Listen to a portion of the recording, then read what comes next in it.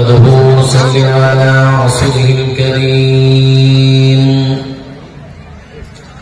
أما بعد فأعوذ بالله من الشيطان الرجيم بسم الله الرحمن الرحيم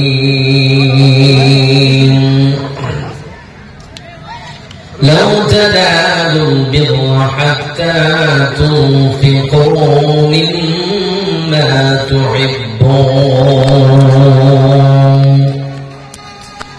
وما تنفقوا من شيء فإن الله به عليم وقال النبي صلى الله عليه وسلم إن الله لا ينظر إلى صوركم وأموالكم ولكن ينظر إلى قلوبكم وأعمالكم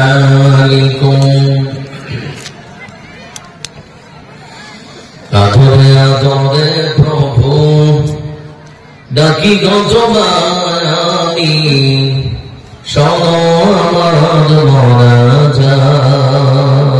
মোনাজাত আদরে আদরে প্রভু ডাকি গজমানি শোনো আমার মোনাজাত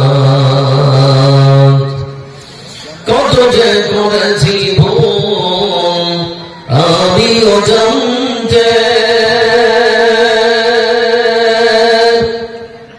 তুমি আছো যেন প্রভু পারিনি তোমায় প্রভু মানতে কত যে করেছি ভুল আমিও জানতে তুমি আছো যেন প্রভু পারিনি তোমায় প্রভু মানতে দিন গেল মাস গেল বছর ফুরিয়ে গেল মেরে নিয়ে সেই পথ আদরে আদরে প্রভু ডাকি গো তোমায় আমি শোনো আমার মোনাজাত আদরে আদরে প্রভু ডাকি গো তোমায় আমি শোনো আমার মোনাজাত জানি গো জানি প্রভু তুমি বড় দয়াবান তোমারই দয়ার কাছে আছে শত পাপেরই সমাধান জানি গো জানি প্রভু তুমি বড় দয়াবান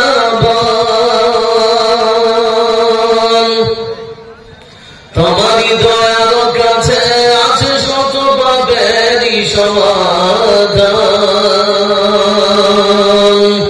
আছে অনেক দয়া তোমার ফুসরাত ক্রমগভার আছে অনেক দয়া তোমার ফুসরাত ক্রমগভার নসিবে দিও সেই জান্নাত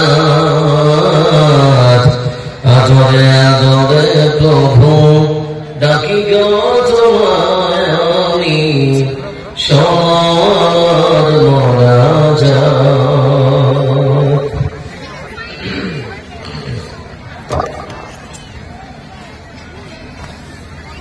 সম্মানিত আজকের সভা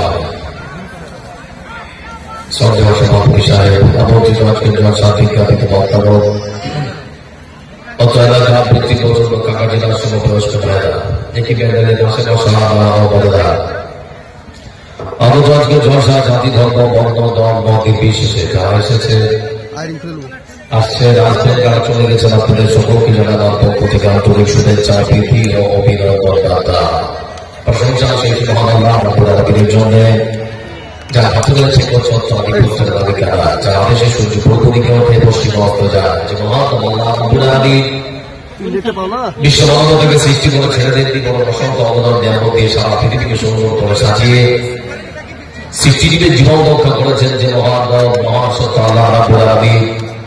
বান্দার প্রতি আমার অসংখ্য দয়া, তার করুণা, তার ভালোবাসা সবকিছু স্বীকারোক্তি জানিয়ে সেই মহান রবের প্রশংসা আদায় করব। সকলে একবার বলব আলহামদুলিল্লাহ। মন খুব খারাপ নাকি আপনাদের? কিনা খারাপ? মক্কার সবার মধ্যে কোনো অ্যাক্টিভিটি নেই, কোন কানেকশন নেই। একটু আমার সঙ্গে আপনারা বড় সংযোগটা বাড়া হবে কি করে? মানে বিরাট ধর্মীয় মেলা রেখে গেছে আসা, যা পরিস্থিতি বিরাট ধর্মীয় মেলা তারপরে যা আসা আর কি। আমাদের যে হাসিল কি হবে আমরা আল্লাহ বলে, আমরা কিছু বলতে পারবো না। আমাদেরও যদি আপনার কষ্টের সম্মুখীন যদি আমাদের হতে হয়, কোন উত্তর আমাদের জানা নেই। এই জন্য সকলকে বিনীত অনুরোধ করছি, যদি বলেন গাড়ির রাস্তা খারাপ করে দিতে হবে, আমি কোনো আমার মাথা পারবে না। তবে সকলকে বিনীত অনুরোধ করছি, আসার জন্য আহ্বান করছি। কোরআন ও হাদিসকে সামনে রেখে সংক্ষিপ্ত কিছু বিবরণ পেশ করার চেষ্টা করবো ইনশাআল্লাহ। কেসা কাহিনী শুনি আপনাদের বড় নষ্ট করবো না। এই জন্য আসতে বলছি, আসুন বসুন। উপকার হবে না, ক্ষতি হবে না, উপকার হবে না, একান্ত আশাবাদী।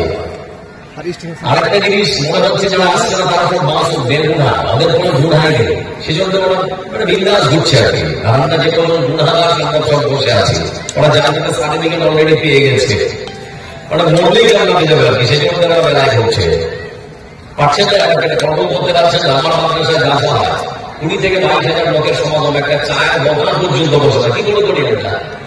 আমরা পারি। এই জন্য আপনাদেরকে অনুরোধ করে কন্ট্রোল করুন, নয় আল্লাহর কাছে দাঁড়িয়ে জবাব দিতে হবে, পারবেন না। আল্লাহ যদি সেদিন আটকে দেয়, কেউ আল্লাহর কাছে কোন রকমের জবাব দিতে পারবেন না। এই জন্য সজাগ হোক, সচেতন হোক। সমাজ শুদ্ধিকরণের জন্য জালসা দিচ্ছে, আর সব থেকে খারাপ কাজ হচ্ছে ওই জালসার মধ্যে কত রকম মানুষ কত রকম চিন্তা ভাবনা নিয়ে এসেছে আল্লাহ যায়। লাফাঙ্গা লাইনে যে সমস্ত যুবকেরা ঘুরছে, চিন্তা ভাবনা সম্পূর্ণ আলাদা। ওরা জীবনে বসবে না এখানে। ওরা যে ধান্দা এসেছে, ওই ধান্দা নিয়ে কিছুক্ষণ থাকতে পেতে তারপর ওরা ঠিক যেটা আমাদের বাড়ি চলে যাবে। মানে এক প্রকার জেলা আড্ডাখানা করে দিয়েছি আমরা। এই জন্য যারা বসে আছেন আজকে সংক্ষিপ্ত বিবরণে আপনাদেরকে শোনাবো দান সাদকার গুরুত্ব, মাহাত্ম্য এবং মর্যাদা। কোরআন এবং হাদিস কি বলে। ধন্যবাদ মানুষ যারা আছেন এখানে বসে, আজকে রাত আপনার জন্য আল্লাহ আপনাকে জান্নাত কেনার সুযোগ দিয়েছে, হাতছাড়া করবেন না। নিজের মনটাকে উদার করুন।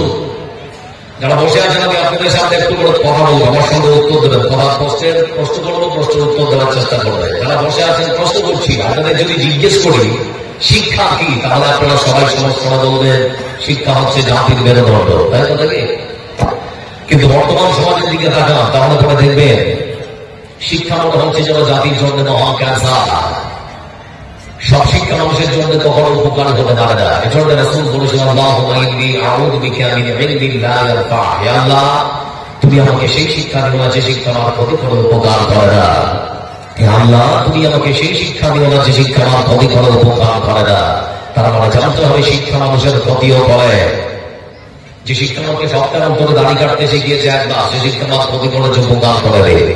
যে শিক্ষা আমাকে কাপড়ের নিচে লুঙ্গি প্যান্ট পায়জামা ঝুলিয়ে করতে শিখিয়েছে, সেই শিক্ষা আমার ক্ষতি করেছে, উপকার করে রে। যুবক, তোমাকে বলছি, তুমি যদি বিশ্বাস করো আল্লাহর কাছে দাঁড়িয়ে তোমাকে জবাব দিতে হবে, তাহলে তোমার মুখে দাঁড়িয়ে নেই কেন? তুমি যদি বিশ্বাস করো আল্লাহর কাছে দাঁড়িয়ে প্রত্যেকটা প্রশ্নের উত্তর দিতে হবে, তাহলে আজকে তোমার কোন জালসা একটা যুবক ছেলের সঙ্গে হাত ধরে ঘুরে গমন করে। এই জন্য রাসূল সাল্লাল্লাহু আলাইহি ওয়াসাল্লাম তিনি বলেছেন, সব শিক্ষা মানুষের জন্য উপকারী, যারা শিক্ষা মানুষের ক্ষতিও করে। আপনি দেখবেন আপনার 6 মাসের বাচ্চাটাকে নিয়ে আপনার স্ত্রী দরজার সামনে দাঁড়িয়ে আছে, আর আপনি সাইকেলে চেপে কিছুটা দূরে গিয়েছেন, তখন আপনার ছোট্ট বাচ্চাকে আপনার স্ত্রী শেখাচ্ছে, বল দেখা টাটা ভাই ভাই, টাটা ভাই ভাই। শেখায় না শেখায় না? কথা বলে শেখায় না শেখায় না? শেখায়।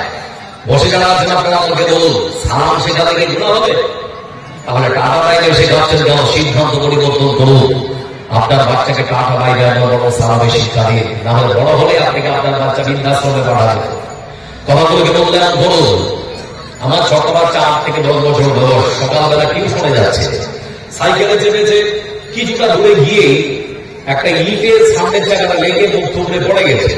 তো উঠে যখন ধুলোবালি ঝাড়ছে, আর ভাবছে কেমন করে পড়ে গেলাম, সামনে কিছুটা এগিয়ে গিয়ে ইটটাকে দেখতে পেয়েছে। ধুলোবালি ঝাড়ছে, আর বলছে ইন্না লিল্লাহি ওয়া ইন্না ইলাইহি রাজিউন, লা হাওলা ওয়া লা কুওয়াতা ইল্লা বিল্লাহ। এটা আমি আমার সন্তানকে শিক্ষা দিয়েছি। আর আপনার ছেলে ছিল আমার সন্তানের পেছনে, ও আমার ছেলের পেছন জায়গায় লেগে আপনার ছেলেটাও পড়ে গেছে। ও ধুলোবালি ঝাড়তে ঝাড়তে ইটটাকে লক্ষ্য করে বলছি, ইটটা কে রেখেছিল? বুঝতে পারছেন না? পারছেন? এটাও শিক্ষা, ওটাও শিক্ষা। আপনি আপনার বাচ্চাকে কি শিক্ষা দেবেন?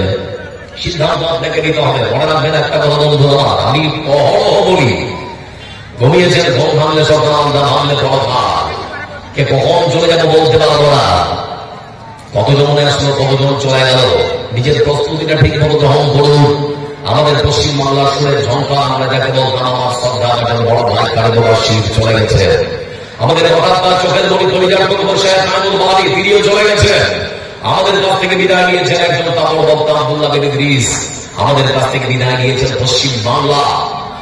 পশ্চিমবাংলার যিনি ঐতিহাসিক বক্তা হিসেবে পরিচিতি লাভ করেছিলেন গোলাম মোহাম্মদ মুর্তজা সাহেব। এ জাতির জন্য অপূরণীয় ক্ষতি, যে ক্ষতির কখনো আর পূরণ হবে না। আমরা পৃথিবীতে চিরদিন থাকতে আসিনি, আমরাও চলে যাবো। যাবো না? যাবো না? কথা বলেন। আমরা থাকতে এসেছি, আমরাও থাকতে আসিনি, সবাই চলে যাবো। আচ্ছা, এরকম হয় না যে বাবা বেঁচে আছে, সন্তান চলে গেছে, আমি বেঁচে, এরকম হয় না? অহরহ হয়। অথচ পৃথিবীতে আসার সিয়াল আছে, কিন্তু যাওয়ার কোনো সিয়াল নেই। রাস্তা ধরে চলছিলেন, 10 টাকা লরিটা এসে যে আপনাকে ডলে কিসে বেঁধে দেবে, আপনি কখনো কল্পনাও করতে পারেননি। এই জন্য বন্ধু আমার, অন্তত একটু সচেতন এবং সজাগ মনকে কখন চলে যাবো বলতে পারবো না। আপনি আপনার বাড়িটাকে খুব সুন্দর করে সাজিয়েছেন, কোথায় টাইলস, কোথায় মার্বেল, কোথায় টিউবলাইট, কোথায় হ্যালোজিন, কি রং করলে আপনার বাড়িতে দেখতে খুব সুন্দর লাগবে। আপনি আপনার বাড়িটাকে খুব সুন্দর করে সাজিয়েছেন। আপনার বুকে হাতটা রেখে একবার অন্তকে জিজ্ঞেস করুন তো, আচ্ছা মন, তুই আমাকে বল, আমার মরণের পর আরেকটা বাড়ি আছে, যার নাম হচ্ছে কবর। কবরটাকে কি সাজানো হয়েছে? যদি আপনার অন্তত বলে না এখনো পর্যন্ত কবরটাকে সাজানো হয়নি, তাহলে আজকের রাতটা আপনার জন্য, আজকের সময়টা আপনার জন্য। যেমন করে হোক অর্থ সম্পদ দিয়ে আল্লাহ জান্নাতটা কেনার চেষ্টা করুন। আল্লাহ তাদেরকে ধন দিয়েছে না পৃথিবীতে, এরা সুযোগ পেয়েছে যে আল্লাহ জান্নাতটা যেমন করে হোক তার দিনকে সহযোগিতার হাত বাড়িয়ে বেশি বেশি খরচ করে আল্লাহ জান্নাতটা আমরা কিনবো। কিন্তু অসংখ্য মানুষ আছে পৃথিবীতে যারা মনে করে আল্লাহ রাস্তায় খরচ করাটা এক প্রকার জরিমানা। এরকম মানুষ আছে না?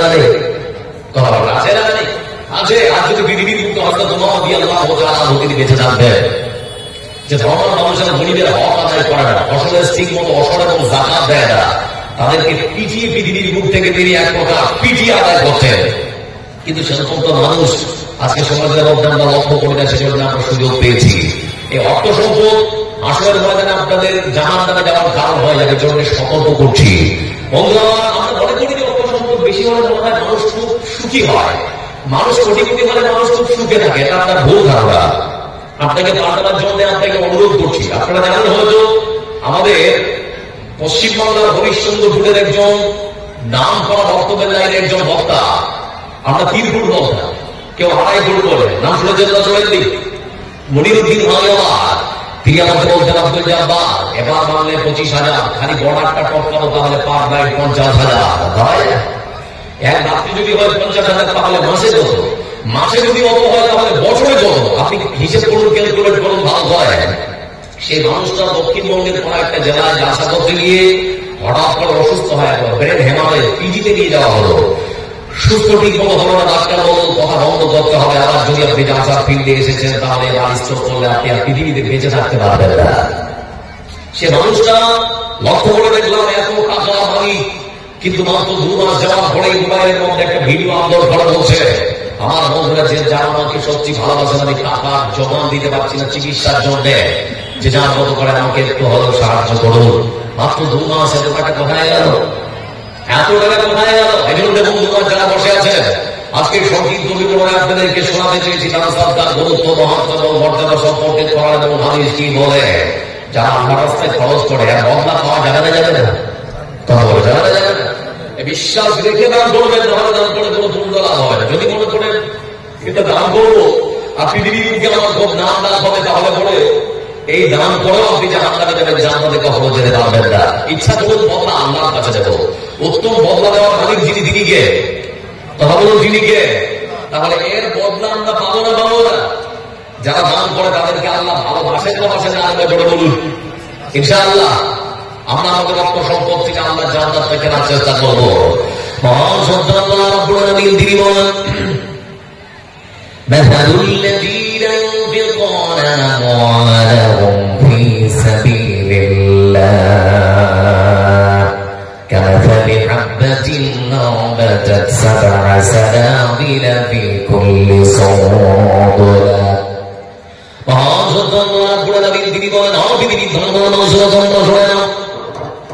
আমি আল্লাহ রাব্বুল আলামিন তোমাদের মধ্যে তাদের খাদ্য সম্পদ দিয়েছি, টাকা দিয়েছি, পয়সা দিয়েছি, ধান দিয়েছি, গম দিয়েছি, সোনা দিয়েছি, চাঁদি দিয়েছি। সোনা ভালো করে ধর্মদার মানুষেরা এই পৃথিবীর বুকে যে সমস্ত ধর্মদার মানুষেরা আমার রাস্তায় খরচ করে, দান করে, সাদকা করে, যারা আমার রাস্তায় খরচ করে, ওই সমস্ত ধর্মদার মানুষদের দৃষ্টান্ত উদাহরণ উপমাটা হলো সেরকম একখানা গমের দানা হলো যেরকম।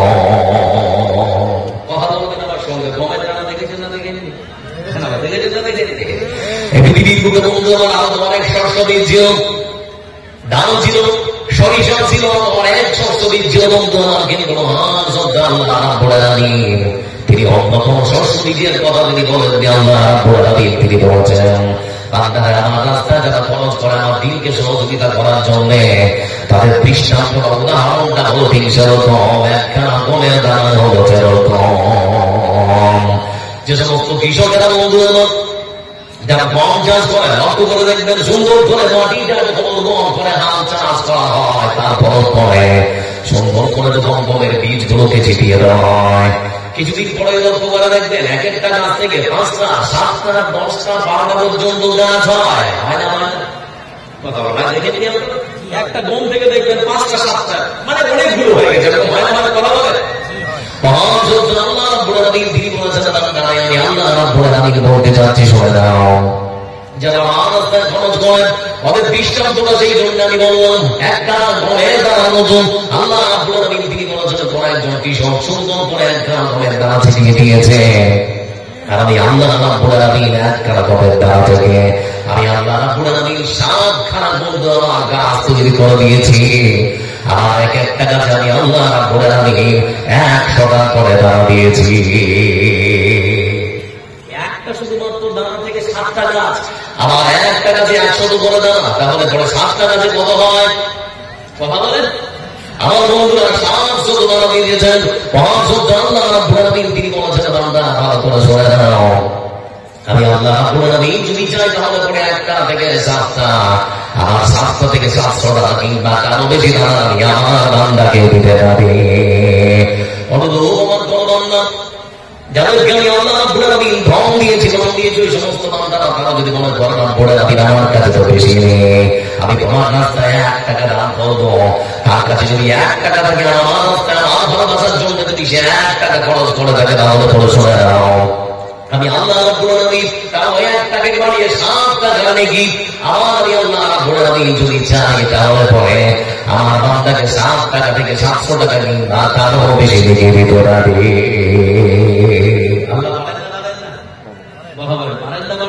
কমে যাবে, কমে যাবে না বন্ধু আমার।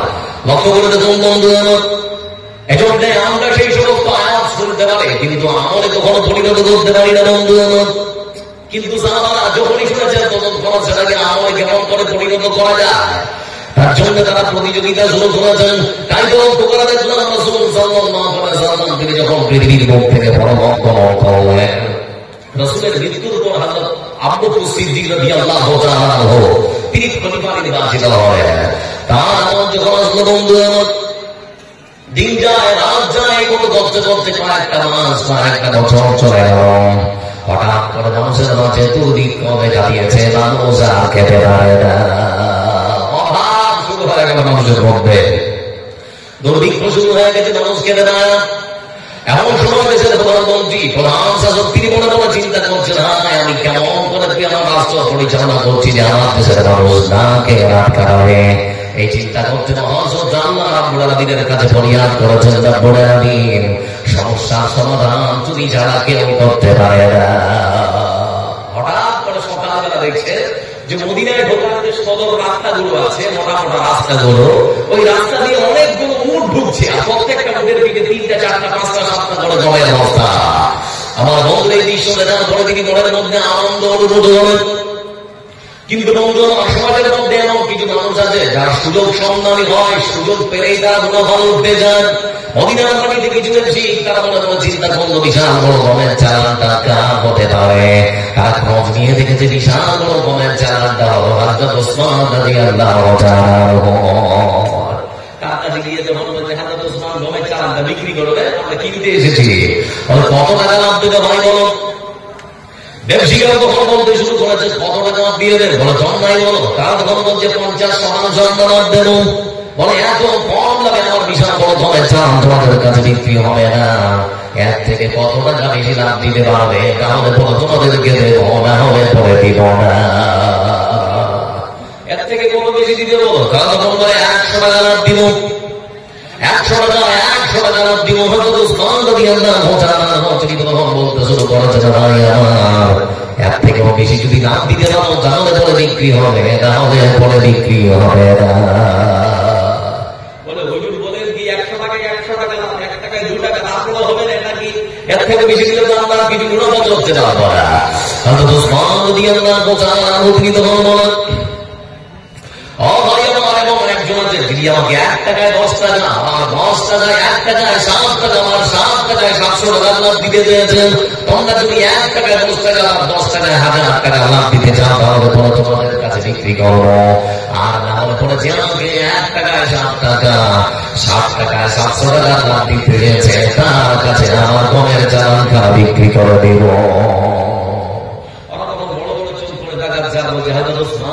মদিনার মাটিতে এতদিন কোন ব্যবসায়িক আছে যে 1 টাকায় 7 টাকা, 7 টাকায় 700 টাকা লাভ দিতে পারে, এরকম আছে? আমরা অত টাকা দিয়ে কিনতে পারবো না, নামটা শুনবো।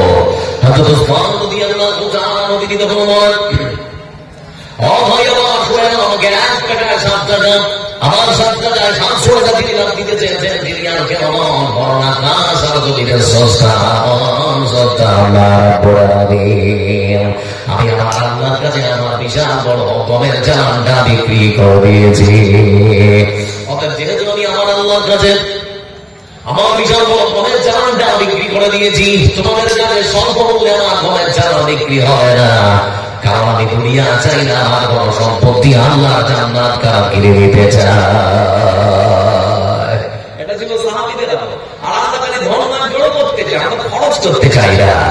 এজন্য মহান শ্রদ্ধা আল্লাহ রাব্বুল আলামিন কোরআনের ভাষায় তিনি বলেন, লা তানালুল বিররা হাত্তা তুনফিকু মিম্মা তুহিব্বুন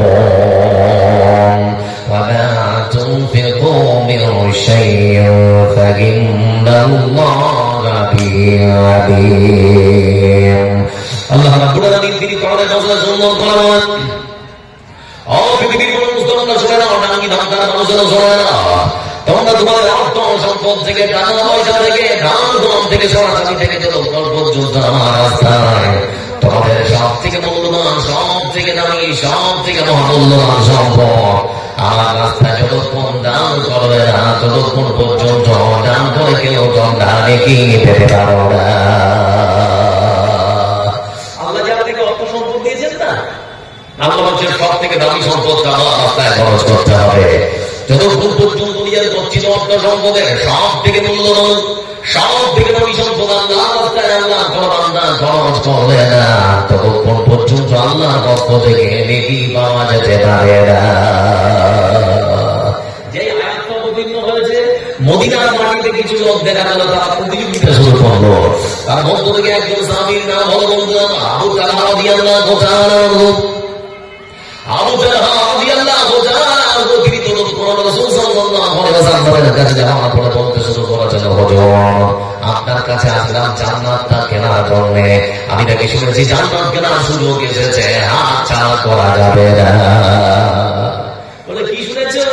বলে আমি নাকি শুনলাম মহান শ্রদ্ধা আল্লাহ রাব্বুল আলামিন যার রাস্তায় সব থেকে মহামূল্যবান সম্পদ খরচ করলে নাকি আল্লাহ জান্নাত কেন কিনতে পাওয়া যাবে। আল্লাহ রাসূল তাই যদি হয় তাহলে তবে আপনাকে বলতে চাচ্ছি, আমি আমার অর্থ সম্পদের সব থেকে মূল্যবান সম্পদ কেন আল্লাহর রাস্তায় খরচ করে দিলাম। আমার যে মদিনার বাড়িতে সব থেকে বড় খেজুরের বাগান, বাইরুহা নামক খেজুরের বাগানটা আছে, আল্লাহ রাসূল আল্লাহ যদি সব থেকে বড় খেজুরের বাগানটা পছন্দনীয় সম্পদ চান তাহলে ধরে আপনাকে বলতে চাচ্ছি, আল্লাহ রাস্তায় খরচ করে আল্লাহ জান্নাত তারা কিনে নিলাম। যেখানে খুশি যাকে খুশি যেভাবে খুশি দিনের জন্য খরচ করবো, কোনদিন অধিকারের কথা আমি আপনাকে বলতে যাব না। সব থেকে দামি সম্পদটা দিয়ে আল্লাহ জান্নাতটা তারা কি করে কিনলেন, এটা ছিল তাদের জন্য প্রতিযোগিতা। এজন্য বলতে চাচ্ছি, বন্ধু আমার লক্ষ্য করে দেখুন, পৃথিবীর বুকে মানুষ করে আমার কখনো কিছু হতে পারে না, কারণ পৃথিবীর বুকে মানুষ কখনো চিরঅমর হয়ে বেঁচে থাকতে পারে না। কে কখন চলে যাবে বলতে পারবো না। লক্ষ্য করে দেখুন, বিশাল পৃথিবীতে বন্ধু আমার একখানা দেশ আছে যার নাম হল অস্ট্রেলিয়া। অস্ট্রেলিয়ার সিডনিতে একজন বিখ্যাত যুবক জন্মগ্রহণ করেছিলেন যার নাম হল আলী বাদাত। মোবাইলের মধ্যে সার্চ দিন, এমন একজন যুবক বন্ধু আমার 7 বছর বয়সে আমাকে হাজার হাজার কোটি টাকা বাবদ বাড়িয়ে দিয়েছে। এত অল্প সময় কত ডলার যে টাকা ইনকাম করেছিল বন্ধু আমার সাক্ষাৎকারে যে আমি নিজেও জানি না। হাতের মধ্যে যে ঘড়িটা পড়তো ভারতবর্ষের টাকা আনুমানিক 2.5 লক্ষ টাকা দাম। তার হাতের মধ্যে যে ভ্যাসলাইটটা ছিল ভারতবর্ষের টাকা আনুমানিক প্রায় 4 লক্ষ টাকা দাম। একটা ফেরারি গাড়ি ছিল ভারতবর্ষের টাকা আনুমানিক প্রায় 200 কোটি টাকা দাম। এমনই একজন যুবক আল্লাহ এত সম্পদ দিয়েছে ওকে। মুসলমান করে জন্মগ্রহণ করার পরে কোনোদিন মসজিদটা ছেড়েনি, তো হঠাৎ করে তার বন্ধুদের সঙ্গে লম্বা টুরে গিয়েছে বেড়াবার জন্য। তো তার ফেরারি গাড়ি করে 4-5 জন যুবক তারা লম্বা টুরে গেছে। পাশেই দেখতে পাচ্ছে একটা 5 স্টার হোটেল, সেখানে গিয়ে তারা গাড়িটা পার্কিং এ রাখে। 5 জন যুবক মিলে তারা চায়ের অর্ডার দিয়েছে। তো একটা সুন্দর করে ডাইনিং টেবিলে বসে তারা চা পান করছে। চা পান করতে করতে বন্ধু আমার 4 বন্ধু মিলে চা পান করতে করতে চা খেতে খেতে এই সেই যুবক আলী বাদাত তার মুখের মধ্যে চা পান করার সাথে সাথে জিভের মধ্যে কেমন যেন ফসকা পড়ে গেছে। অনেক সময় গরম চা খেলে জিভে ফসকা পড়ে না, পড়ে না, পড়ে না, অনেক সময় ফসকা পড়ে যায়, ফসকা পড়ে গেছে। এই সেই যুবক আলী বাদাত বন্ধু আমার যখন জিভে ফসকা পড়ে গেল সেটাকে কোনো রকম গুরুত্ব দিল না। বাড়িতে আসার পর কেমন যেন জিভটা চুলকায়। প্রাথমিক চিকিৎসা নেওয়ার পর তারপর যখন দিলেন সেই ফসকা ছাড়ে না, চলে গেল সিডনিতে বিশাল একটা হাসপাতাল। সে হাসপাতালের মধ্যে প্রবেশ করুন, দামি ডাক্তার তার যে সেবাপত্র সেই ডাক্তারের কাছে পরীক্ষা নিরীক্ষা করার পর জিভের দেওয়া হলো, রক্তের নমুনা দেওয়ার পর কয়েক ঘন্টা পরে যখন রিপোর্ট আগে দেওয়াচ্ছে, ডাক্তার তখন ডেকে বলে, ভাই আলী বাদাত তেমন একটা কথা বলবো আপনি সহ্য করতে পারবেন না। কি হয়েছে কিছু হবে না। ডাক্তার তখন থেকে বলে, ভাই আলী বাদাত এই পৃথিবীর বুকে মাত্র আর 3 মাসের অতিথি আপনি, আর মাত্র আপনার পৃথিবীর বুকে মানুষ 3 মাস। 3 মাস পরে আপনাকে পৃথিবীর বুক থেকে পরলোকগমন করতে হবে। আপনার শরীরে অনন্য ক্যান্সার বাসা বেঁধেছে, শরীরে ক্যান্সার হয়েছে। ক্যান্সার আর মাত্র 3 মাস। আচ্ছা আপনি চিকিৎসা করতে গেছেন, মানে রিপোর্ট দেখার পর ডাক্তার যদি আপনার কানে কানে বলে যে আপনার ক্যান্সার হয়েছে, তো শুনতে ভালো লাগবে? হ্যাঁ না, শুনতে ভালো লাগবে? ভালো লাগবে না, কেমন যেন আতঙ্ক আতঙ্ক ভাব দেখি। তখন আলী বাদাত দেখে বলে, ভাই ডাক্তার আমাকে তো আপনি ভালো করেছিলেন, হাজার হাজার কোটি টাকার মালিক আমি, চিন্তা করতে হবে না, যত টাকা আগে দেওয়া হবে, কিন্তু মাত্র আমার 3 মাস। আমার বয়সটা 7 বছর, এত তাড়াতাড়ি পৃথিবীর বুক থেকে আমি যেতে চাই না। আমি অনেক বছর বাঁচতে চাই, যত টাকা লাগে দেওয়া হবে, কিন্তু যেমন পরে যত আমাকে বাঁচাতে হবে আমি বলতে চাই না। ডাক্তার তখন থেকে বলে, ক্যান্সার আপনার মাথা থেকে পা পর্যন্ত ছড়িয়ে পড়েছে। ক্যান্সারের নাম হলো 4টা দাঁতে ক্যান্সার পৌঁছে গেছে। টাকা দিয়ে বড় ডাক্তার আপনার জীবন আর বাঁচাতে পারবে না। এই সেই আলী বাদাত বন্ধু আমার, তিনি চলে গেলেন বাড়িতে। বাড়িতে যাওয়ার পর স্ত্রীর কথা আর ভালো লাগে না, সন্তান করে এসে বলতে চায়, সন্তান কেমন করে নিতে আর ভালো লাগে না, কেমন যেন মাথার উপর থেকে বট গাছের ছায়াটা হারিয়ে গেছে। শুয়ে আছেন বন্ধু আমার, এমন সময় মসজিদের কথা মনে পড়েছে, কারণ আজানের ডাক কানে এসেছে। যখন আজানের গানের ডাক এসেছে, কিছুক্ষণ পর হাতে মুখে পানি দিয়ে মসজিদের ইমামের কাছে ঝুলে যাওয়ার পরে বলতে শুরু করেছে, হুজুর আল্লাহ তো আমাকে টাকা পয়সা কম কিছু দেয়নি, কিন্তু আল্লাহ মসজিদ আমি কোনদিন চিনিনি। সারাদিন শুধু বিলাসিতায় জীবন টাকা দিয়েছি। আমার মন যাক হুজুর, আমার মনের মধ্যে কম চিন্তা ভাবনা এসেছে, কারণ ডাক্তার বলে যে আমি আর মাত্র 3 মাসের অতিথি। বলে কি হয়েছে আপনার? বলে আমার শরীরের মধ্যে মরণ্ড ক্যান্সার বাসা বেঁধেছে, আমি আর মাত্র 3 মাসের অতিথি। সেজন্য বলতে চাচ্ছি এতদিন ধরে আমি সারা দিন ধরে দাঁড়ালাম, এই 3টা মাস শুধুমাত্র আল্লাহ দিনের জন্য খরচ করতে চায়। আল্লাহ দিনের জন্য এই 3টা মাস শুধু ইবাদত করে কাটাতে চায়। আমি আমার অর্থ সম্পদগুলো আল্লাহর রাস্তায় খরচ করতে যাই। আমার বন্ধুরা এই সেই গানকে লক্ষ্য করে দেখবেন মোবাইলে, ইউটিউবে যান, তাহলে করে দেখতে পাবেন তিনি চলে গেছেন দক্ষিণ আফ্রিকার প্রত্যন্ত এলাকায়, যেখানকার মানুষ চিকিৎসালয় আছে, সেখানে হাসপাতাল তৈরি করেছেন, যেখানকার মানুষেরা বাচ্চারা ছোট্ট বাচ্চারা শীতের মধ্যে হাত কাঁপানো, শীতে কোন রকম পোশাক পায় না, ছোট্ট বাচ্চাদের তিনি সুন্দর করে পোশাক পরিয়ে দিয়েছে। এই সেই বাড়িগুলো যেখানকার বাচ্চারা শিক্ষা পায় না, সেখানে স্কুল তৈরি করে দিয়েছে।